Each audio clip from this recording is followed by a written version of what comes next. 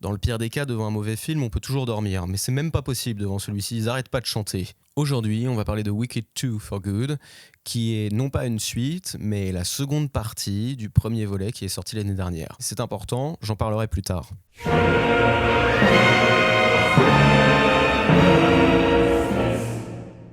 Alors attention, si vous n'avez pas vu le premier film, je vais être obligé d'en dévoiler quelques éléments pour vous présenter celui-ci dans 3, 2, 1. C'est parti, je vous avais prévenu. Dans Wicked 2, Elphaba est devenue The Wicked Witch of the West, la méchante sorcière de l'Ouest, contre laquelle le magicien d'Oz a réussi à laver complètement la cervelle de son peuple d'abrutis finis.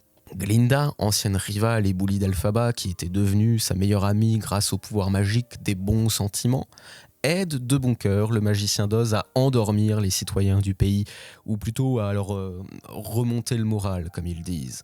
Et Fiyero, lui, rappelez-vous, celui avec sa gueule de prince charmant, est devenu le capitaine de la garde du magicien d'Oz. Tout ce petit monde, et ça aussi je vous le rappelle si vous l'avez oublié, donc tout ce petit monde est au courant que le magicien d'Oz est un usurpateur, quelqu'un qui n'a pas du tout de pouvoir magique, un fasciste génocidaire, et que ce qu'il raconte sur Elphaba est un tissu de mensonges.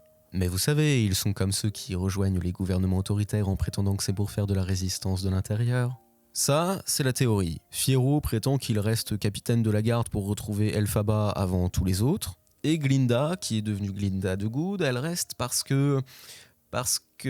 Ah oui, c'est Fiyero qui lui dit au bout d'un moment. Parce qu'elle ne peut pas y résister. Résister à quoi ?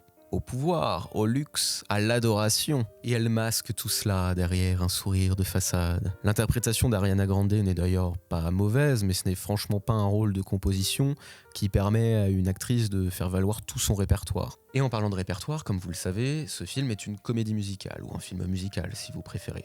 Cette critique sera donc aussi forcément un peu celle de la comédie musicale pour ce qui concerne son scénario, son histoire et ses chansons. Dans ce film, les personnages passent leur temps à verbaliser leurs oppositions, leurs alliances, leurs trahisons, mais rien ne se passe vraiment. C'est délicat d'en parler sans trop vous en dire, sans trop vous révéler le film, mais je vais tâcher d'être aussi clair que possible. Vous le savez si vous avez vu le premier film, mais Elphaba a plus d'une raison d'en vouloir au magicien d'Oz. C'est un menteur qui l'exploite à peine après l'avoir rencontré et qui en plus est un suprémaciste génocidaire. Si vous avez le moindre sens moral fonctionnel, en langage vernaculaire, c'est ce qu'on appelle une ordure. Et mon premier problème avec le film, c'est ça justement. Les personnages le savent, il n'y a plus de duperie à ce sujet, évidemment la population n'est pas au courant, mais parmi ceux qui le savent, personne ne fait rien pour essayer de le contrer, hormis Elphaba. Et même ce qu'Elphaba fait, finalement, ça n'est pas grand-chose. En même temps, elle est toute seule.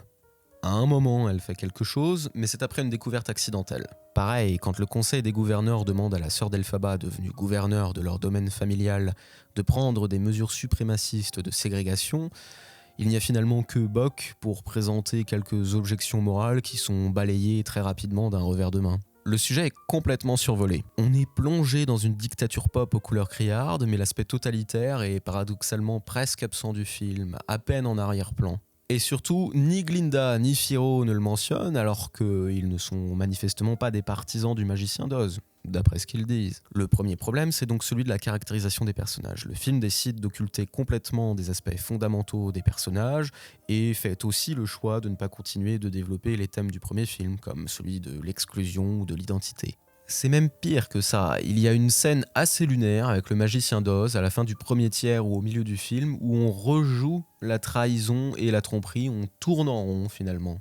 Le scénario est d'ailleurs truffé d'incohérences, d'approximations, de facilité. Par exemple, Elphaba est censé être pourchassé, mais à aucun moment on ne ressent le danger ou un moindre risque, et ça va dans l'autre sens aussi, on ne ressent pas du tout le danger que Elphaba représente pour le magicien d'Oz. Mais je ne vais pas m'attarder sur ces éléments. Plus globalement, je commence à ressentir une forme de lassitude vis-à-vis de la manière dont on représente le pouvoir et le leadership dans les films épiques en particulier. Je veux dire par là les films où on met en scène des héros qui vivent des grandes aventures, où il y a un camp du bien contre un camp du mal, et où souvent on en vient à tolérer de la part du camp du bien ce qu'on ne tolérerait pas de la part du camp du mal. Et je fais par là référence à une séquence de la fin du film que ceux qui l'ont vu comprendront sans doute. Attention, je ne dis pas que tous les scénaristes et les réalisateurs sont des parangons de l'autoritarisme, loin de là, je ne pense pas. Mais il y a une forme de paresse à voir la résolution guerrière et violente comme seule possibilité, à tel point que si on compare le camp du bien au camp du mal, on a parfois du mal à les distinguer, si ce n'est qu'on nous a fait entrer en empathie avec le camp du bien, parce qu'il est souvent celui des victimes et des martyrs. Sans le vouloir, le film devient politique malgré lui, parce qu'il fait beaucoup d'efforts à présenter le peuple comme une horde de crétins. Ils font exactement ce qu'on leur dit de faire et pensent ce qu'on leur dit de croire. Le magicien d'Oz et Glinda le disent d'ailleurs. On leur dit que les animaux sont des ennemis, ils veulent les tuer. L'instant d'après, on leur dit que ce sont leurs frères, ils veulent les prendre dans leurs bras. C'est insupportable. La leçon du film à la fin, c'est que le peuple a besoin d'un monarque éclairé. Ce grand crétin ne peut pas se gouverner seul. Tous les films sont politiques, même ce ramassis d'images avec sa Barbie fascisante. Et sur la forme, qu'est-ce que ça donne ? Ce n'est malheureusement pas plus reluisant. Je le répète encore, mais ce film est une comédie musicale. La comédie musicale, c'est l'un des genres les plus créatifs et qui laisse le plus de liberté et de facilité aux réalisateurs pour essayer des mises en scène peut-être trop audacieuses pour d'autres films.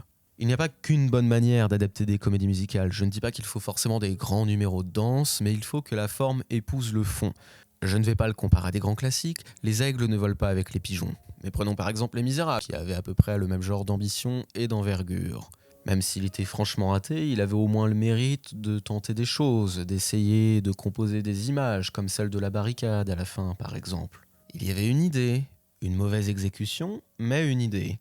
Wicked 2, lui, est un film qui n'a pas d'idée, ou si peu. Les numéros musicaux pour la plupart sont statiques, et quand on a des mouvements, ils sont malheureusement très décevants. Alors que Wicked, c'est un film et un sujet qui appellent un peu de fantaisie dans la mise en scène. Le premier volet s'en sortait mieux à cet égard. On avait par exemple la scène de la bibliothèque ou la danse du chandelier. Là, il n'y a rien du tout et les chansons ne transmettent pas beaucoup d'émotions. Mais je ne vais pas être injuste, il y a quand même quelques idées, disons 2, et une tentative.